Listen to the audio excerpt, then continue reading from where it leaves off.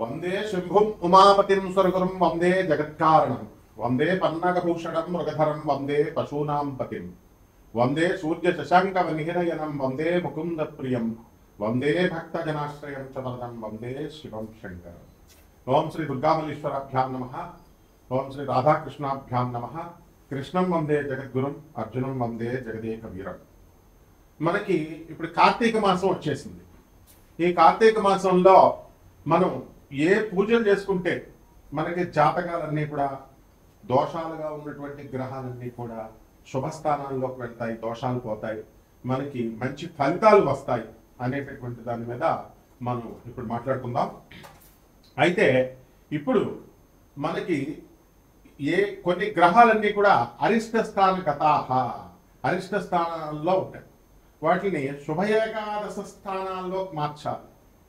ఏ గ్రహాः అరిష్ట స్థానగతాः తేషాం గ్రహాణం శుభ ఏకాదశ స్థలాఫల వ్యాప్త్యర్థం ఏం చేయాలి మనము అంటే, మనకి మన గురువు గారు అనేటువంటి బ్రహ్మశ్రీ చాగంటి కోటేశ్వరరావు గారు ఏం చెప్పారండి, మనకి ఎప్పుడైతే శివుడు పిలవందే అసలు అరుణాచలంలోకి అడుగు పెట్టలేం, అలాగే అరుణాచలంలోకి దర్శనం చేయనటువంటి వాళ్ళంతా కూడా మరి మోక్షాన్ని పొందరా అని ఒక ప్రశ్న ప్రతి పండితుల హృదయాల్లో కూడా ఉంటుంది. అరుణాచలాన్ని మొత్తం మీద ఒక్కసారైనా సరే జీవితంలో వీళ్ళు దర్శించుకోవాలి. ఇది పంచభూతాలతో తయారైనటువంటి ఆలయాలలో, శివ ఆలయాలలో ఒకటి అగ్నితత్వం కలిగినటువంటిది.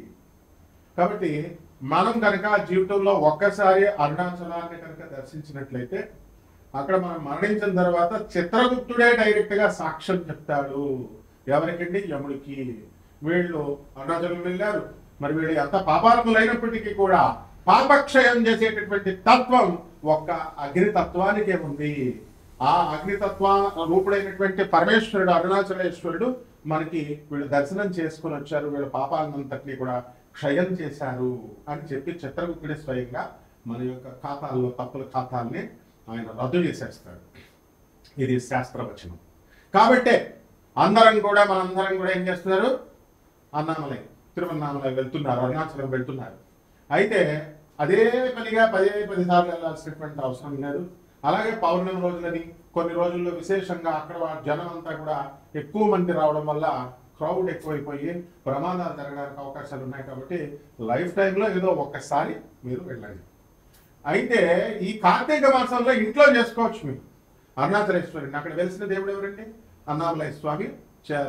ఈ యొక్క శివుడు మనకేమైంది, బ్రహ్మ నేను గొప్ప అని చెప్పి బ్రహ్మ విష్ణువు ఇద్దరు కూడా వాళ్ళు తగవలు ఆడుకుంటుంటే వాళ్ళిద్దరి మధ్య కూడా అగ్నితత్వంతో వచ్చినటువంటి ఒక అగ్ని స్తంభం ఇలా పుడుతూ వచ్చేసి దీని ఆదిని అంతాన్ని మీరిద్దరు కనుక్కొని రండి. ఒకళ్ళ ఆదిని కనుక్కోరండి, ఒకళ్ళ అంతాన్ని కనుక్కోరండి. అప్పుడు నేను ఎవరు శ్రేష్ఠులో ఎవరు గొప్పవాళ్ళు నేను చెప్తానంటాడు. శ్రీ మహావిష్ణువు కూర్మావతారంతో క్రిందకి వెళ్ళిపోతాడు. పైన శివుడు బ్రహ్మ ఏం చేస్తాడు? హంసను వేసుకొని పైకి వెళ్తాడు మొదలు కనుక్కుందామని. ఎవరు కనుక్కోలేకపోతారు. అందువల్ల ఈ యొక్క శివుడు ఆది మధ్యాంత రహితుడు. కాబట్టి కార్తీక మాసంలో అందరూ వెళ్ళలేరు కాబట్టి ఇంట్లో అరుణాచలేశ్వర స్వామి వారిని ప్రార్థించండి. తెల్లవారుజాము నిద్ర లేవండి అందరూ కూడా. మరి తెల్లవారుజాము నిద్ర లేచిన తర్వాత చన్నీళ్లతో కరెంటు స్నానం చేయాలి మగవాళ్ళు. ఏమన్నా మరి పేషెంట్స్, ముసలాళ్ళు, రోగాలతో ఉన్నటువంటి వాళ్ళు చిన్నపాలకి మినహాయింపు ఉంది. మిగతా వాళ్ళంతా కూడా తెల్లవారుజామున సూర్యోదయాన్ని కంటే కొంచెం నిద్రలేచి చన్నీళ్ళతో స్నానం చేసి చక్కగా ఈ పార్వతీ పరమేశ్వరుని ఇద్దరిని కూడా మనము అరుణాచలేశ్వర స్వామిని, పార్వతీ అమ్మవారిని మనము ప్రార్థించాలి. అందువల్ల ఇక్కడ పంచాక్షరి మంత్రం చాలు మనకి. ఏమంటే మాకు పెద్ద పెద్ద శ్లోకాలు రావండి అని అనుకునేటటువంటి వాళ్ళు ఏం అవసరం లేదు. ఇంద్రకీలాద్రి పర్వతం మీద మన పార్థుడు అర్జునుడు ఏం చేశాడండి? ఓం నమః శివాయ అనేటటువంటి మంత్రంతో, సింపుల్ పంచాక్షరి మంత్రంతో పాశుపతాస్త్రాన్ని సాక్షాత్తు శివుడే తీసుకొచ్చి అర్జునుడికి ఇచ్చాడు. అందువల్ల ఆ మంత్రంతో చాలు. మారేడాకు మాకు దొరకట్లేదండి అని అనుకునేటటువంటి వాడు ఏదో మొత్తం మీద కార్తీక మాసంలో ఒక్కసారి మారేడాకు మీద శివుడి శివలింగం పైన పెట్టి ఇంట్లోనే ఈ యొక్క బొటన వేడి కంటే చిన్న శివలింగాన్ని మీరు పెట్టుకోవచ్చు. ఏమన్నా శివలింగం అంటే మాకు భయం వేస్తుంది అండి అనుకునేటటువంటి వాళ్ళు రూపాయి పిల్లని శివుడు శివలింగంగా పెట్టుకుని ఇంట్లో పూజ చేయండి. అభిషేకం చేయండి. ఓం నమస్తే అస్తు భగవన్ విశ్వేశ్వరాయ మహాదేవాయ త్ర్యంబకాయ త్రిపురాంతకాయ త్రికాగ్నికాలాయ కాలాగ్నిరుద్రాయ నీలకంఠాయ మృత్యుంజయాయ సర్వేశ్వరాయ సదాశివాయ శ్రీమన్మహాదేవాయ నమః అంటూ వచ్చిన వాళ్ళు చేయండి. రానటువంటి వాళ్ళు ఓం నమః శివాయ మంత్రంతో చేయండి.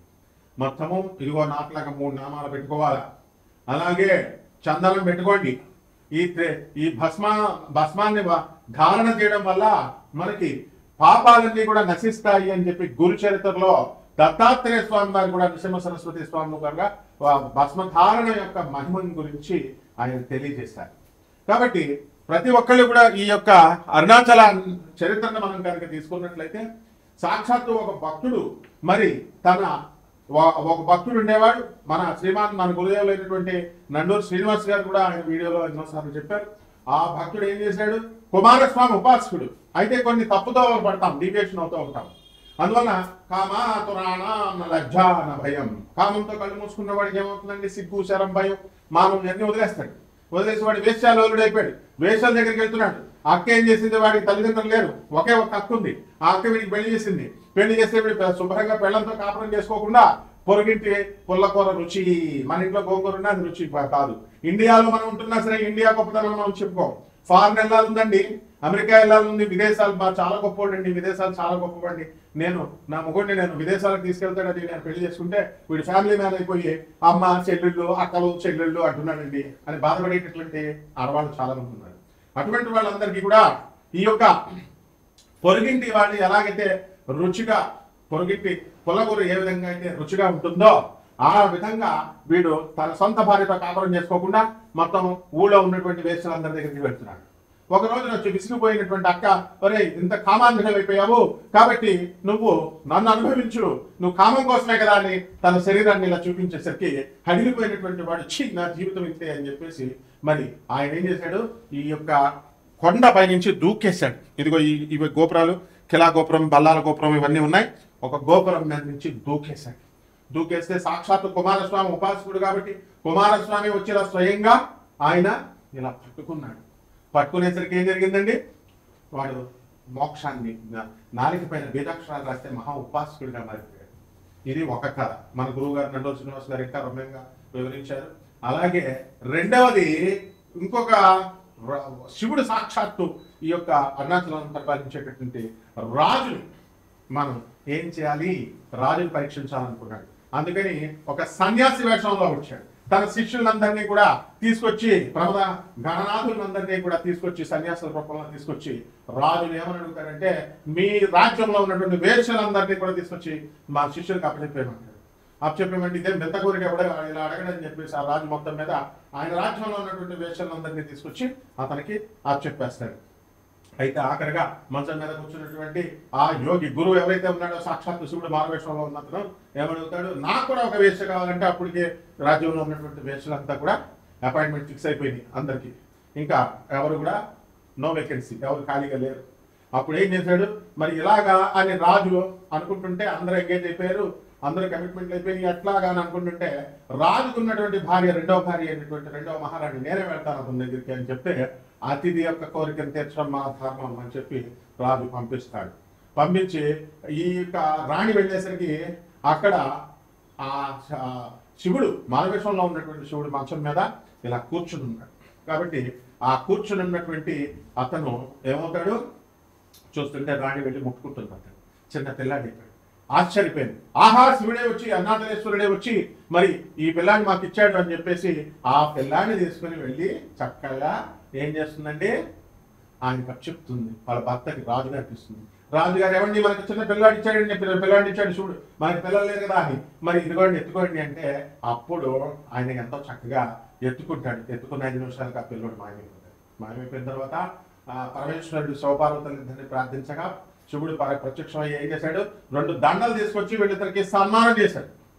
ఎవరికి, రాజుకి భార్యకి 2 దండలు వేసి, నేను మీకు కుమారుడిలాగా వచ్చాను కాబట్టి మీరు నాకు తల్లిదండ్రులు కాబట్టి నువ్వు చనిపోయిన తర్వాత నేను నీకు పిండం పెడతాను అని చెప్పేసి బతికుండగా మనం తల్లిదండ్రులకి అన్నం పెట్టాం, ముసలి వాళ్ళకి అందరికీ కూడా.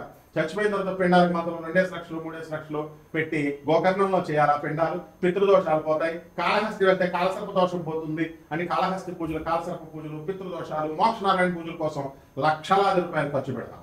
అంతేగాని బతికొండగా ముసలికి రోజు తిండి పెట్టే వాళ్ళు ఎంతో, జన్మనిచ్చినటువంటి వాళ్ళు ఎంతో మనల్ని సంతోషిస్తారు చూసి అనేటటువంటి ఇంగిత జ్ఞానం మనకి లేదు ఎలాగో. అదేవిధంగా రాజు కూడా ఏం మినహాయింపు కాదు, అందులో శివుడు కూడా ఏం మినహాయింపు కాదు. శివుడు ఏం చేశాడు, నేను నీకు చచ్చిపోయిన తర్వాత పిండం పెడతానని చెప్పి అతను ఇప్పుడు కూడా ఆ పరమేశ్వరుడు ఆ రాజుకి పిండం పెడతాడనమాట. కాబట్టి ఇటువంటి అగ్లీగా ఈ స్టోరీస్ ఉన్నప్పటికీ కూడా ఏమిటి వేషం ఏమిటి, శివుడు అడగడం ఏమిటి, రాజ్యంలో ఉన్న వాళ్ళందరినీ రాజు పెళ్ళాలని తీసుకెళ్ళడం ఏమిటి, రాజు తన 2వ భార్య అడగడం ఏమిటి, 2వ భార్యని తీసుకెళ్ళడం ఏమిటి, చెప్పడం ఏమిటి, what is all this non sense. అలాగే మళ్ళీ వాడు అక్క వెళ్ళి నువ్వు వేషాలుడివే కాబట్టి నన్ను నువ్వు కామమే కదా నీకు కావాల్సింది, నన్ను హక్కు చేసుకో, నన్ను అనుభవించు అని అక్క రావడం ఏంటి. ఇట్లాంటి అగ్లీ స్టోరీస్తో ఉన్నాయంటే అని అనుకుంటున్నారా? దీనికి సమాధానం మనగాళ్ళు మన గురువు గారు శ్రీమాన్ నండూరు శ్రీనివాస్ గారు చాలా రమ్యంగా మంచి హృదయ రసవత్తరంగా చెప్తారు. కాబట్టి మా గురుదేవులైనటువంటి చాగంటి గారు కానీ నండూరు గారు కానీ చెప్పిన తర్వాత అరుణాచలం పోమని వెళ్ళిపోతున్నారు జనం. కాబట్టి మీరు కూడా ఆ గ్యాంగ్లోకి అలాగే వెళ్ళమని ఒకే రోజు వెళ్ళమని చెప్పారు వాళ్ళు. కార్తీక మాసంలోనే వెళ్ళిపోయి తమిళియన్స్ అందరికీ ఇబ్బంది పెట్టమన్నారు. వాళ్ళు ఏకంగా స్టేట్లో విడగొట్టేయండి అంటున్నారు, పేర్లే మార్చేయమంటున్నారు మీ దెబ్బకు భయపడి. తెలుగు వాళ్ళు వచ్చేస్తున్నారు బాబు, తెలుగు వాళ్ళు వచ్చి ఇక్కడ దుకాణాలు పనిచేశారు, షాపులు పెట్టేశారు, మొత్తం వీళ్ళంతా కూడా మాకు వ్యాపారాలు లేకుండా చేశారు అని చెప్పేసి ఈ స్టేట్ పేరు తమిళనాడు పేరు పెట్టేసేయండి, తిరునామల అని పెట్టండి. Don't call it has Arunachalam అనేటటువంటి స్థాయికి మీరు వెళ్ళిపోతున్నారు. కాబట్టి డోంట్ గో లైక్ దట్. ఈ యొక్క కార్తీక మాసంలో వెళ్లకుండా ఇంట్లో చేయండి, ఇంట్లో తపస్సాధన చేయండి నాయన. కాబట్టి ఈ శివపార్వతులకి ఎవరైతే ఈ అరుణాచలేశ్వరుడికి గంధం, విభూతి, మారేడాకు వేయండి, పారిజాత పుష్పాలు వేయండి. బ్రహ్మదేవుడే మల్లీశ్వర స్వామికి ఈశ్వరుడికి మల్లెపూలతో చేశాడు కాబట్టి శ్రీశైలం మల్లికార్జునుడు అమ్మ. అలాగే మన బెజవాడ కనకదుర్గమ్మ దేవాలయంలో మల్లెపూలతో బ్రహ్మదేవుడే పూజ చేశాడు కాబట్టి అక్కడ శివుణ్ణి మల్లీశ్వరుడు అన్నాం, దుర్గా మల్లీశ్వరుడు అన్నాం. కాబట్టి ఇక్కడ మనకి ఈ సంవత్సరంలో ఉన్నటువంటి గ్రహ స్థితిగతులను కనుక మనం చూసుకున్నట్లయితే శని వక్రించి ప్రస్తుతానికి ఈ రోజుకి శని వక్రించి మీనరాశిలో ఉన్నాడు, రాహు మరి కుంభరాశిలో ఉన్నాడు, మరి కేతు సింహరాశిలో ఉన్నాడు, గురుడు మా యొక్క కర్కాటక రాశిలో ఉన్నాడు, శుక్రుడు కన్యా రాశిలో ఉన్నాడు, ఆ తర్వాత తులారాశి స్వక్షేత్రగతిలో అవుతున్నాడు కొన్ని రోజుల్లో నవంబర్ మధ్యలో. ఆ తర్వాత రవి ఇప్పుడు 17వ తారీఖు వరకు 16వ తారీఖు వరకు తులలో ఉన్నాడు, ఆ తర్వాత నీచపెట్టి ఉన్నాడు, ఆ తర్వాత వృశ్చిక రాశిలో వెళ్ళిపోతాడు. కోట బుద్ధులు ఇద్దరు కూడా వృశ్చిక రాశిలో ఉన్నారు. ఈ గ్రహస్థితిని అనుసరించి మిమ్మల్ని ఏమండి మా పిల్లం పంపుతుందండి రోజు, ఏమండి నా పిల్లం వింటలేదంటే దూరు పెట్టుకో.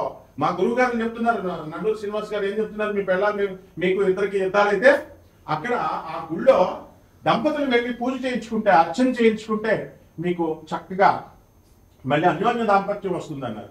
గుడికి కలెక్షన్ వస్తుందేమో తప్ప మీరిద్దరు అర్చన చేయించుకున్నంత మాత్రాన మీకేమీ కలిసిపోరు. ఈ గోల్ పక్కన పెట్టుకోవాలి. అంటే మరి గురుగారు తప్పు చెప్పారా? గురుగారు కరెక్టే చెప్తారు. ఇప్పుడు ఏ గురువు అయినా కరెక్టే చెప్తాడు.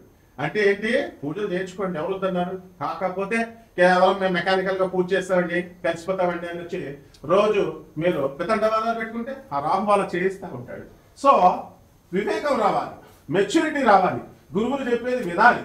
అంతేగాని గురువుకి పంగనామాలు పెట్టి గురువుకి అపాయింట్మెంట్ కోసం మేము నెంబర్స్ ఎందుకు పెడతాం, నెంబర్స్ పెట్టని మాకు సలహా ఇవ్వరా? నో. మీ జీవితాలు బాగోకపోతే మీ వ్యక్తిగత జాతకాలని నాన్ కమర్షియల్ బేసిస్ తో మేము చెప్తున్నాం. సో ఈ ఛానల్ అందించేటటువంటి అపూర్వ అవకాశం ఏమిటంటే నాన్ కమర్షియల్ ఆస్పెక్ట్ తో యుఎస్ఏలో నాసా రిపోర్ట్స్ ఆధారంగా అమెరికన్ గవర్నమెంట్ అది, అమెరికన్ ఆర్మీ అది అంత కష్టపడి వాళ్ళు ఇచ్చేటటువంటి రిపోర్ట్స్ తో పేదవాళ్ళు మీ అందరికీ కూడా మోడర్న్ సైన్స్ ని అప్లై చేస్తూ ఏన్షియంట్ ఆస్ట్రాలజీని, ప్రాచీన జ్యోతిష శాస్త్రాన్ని మిళితం చేసి మేము చెప్తుంటే నెంబర్లు డిస్ప్లే అవుతున్నాయి కదా. ఏ గురువు నెంబర్ అన్నా ఉందా? మరి మా గురువు గారు నందూరు గారు లేకపోతే చాగంటి గారు వాళ్ళ నెంబర్లు పెట్టుకుంటారన్నా? ఓన్లీ మనమే పెడతాం మన నెంబర్. పెడితే మీరు చక్కగా యూజ్ చేసుకోవాలి. అంతేగాని రాత్రి ఫోన్ చేసి తిడుతుంటే సో అది మంచి పద్ధతి కాదు. And you will not be see what will happen, you will be thrown into the hell. So you renovate your life, you renovate the society. మీరు చేయండి. ఆ విధంగా గ్రహాలన్నీ కూడా ద్వాదశ రాశుల వారికి ఏం చేస్తాయి అనేటటువంటిది మీ వ్యక్తిగత జాతకం కోసం తెలుసుకోవడం కోసం స్క్రోల్ అయ్యేటటువంటి నెంబర్స్ కి మాక్ చేయండి. అలాగే తప్పకుండా సలహాలు చెప్పడానికి, తప్పకుండా మీకు మీ జీవితాన్ని ఉద్ధరించుకోవడానికి తప్పకుండా మేము హెల్ప్ చేస్తాం. ఈ రాశుల వారికి ఒక్కొక్క రాశి వారికి ఏ విధంగా జరగబోతుందో విడివిడిగా చెప్తున్నాను. కన్యారాశి. ఈ కన్యారాశి వాళ్ళకందరికీ కూడా ఈ కార్తీక మాసంలో మరి అరుణాచలేశ్వర స్వామి వారి యొక్క దర్శనం చేసుకోవడం ద్వారా, లేదా అరుణాచలేశ్వర స్వామి పార్వతీదేవి యొక్క ఆరాధన ఇంట్లో చేసుకోవడం ద్వారా అద్భుతాలు జరగబోతున్నాయి. భార్యాభర్తల మధ్య కొట్లాట్లు జరుగుతున్నాయి.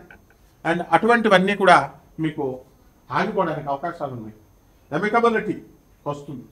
అమెరికాలో ఉన్నటువంటి భర్తలు కూడా మరి ఆదాయం దాచుకోవాలి కాబట్టి భార్యల పిల్లల్ని మన ఆంధ్రప్రదేశ్లో పంపించడం, హైదరాబాద్ పంపించడం, వెళ్ళేసి మీ పాటల మీద పడండి, మీ పుట్టేళ్ళకి వెళ్ళి మీరు సంపాదించిన తర్వాత పిలుస్తాను, ఇలా చిన్న చిన్న కారణాలతోనే ఏదో విడిపోవడానికి ఏదో పెద్ద ఇగోలు దీంతో కాదు.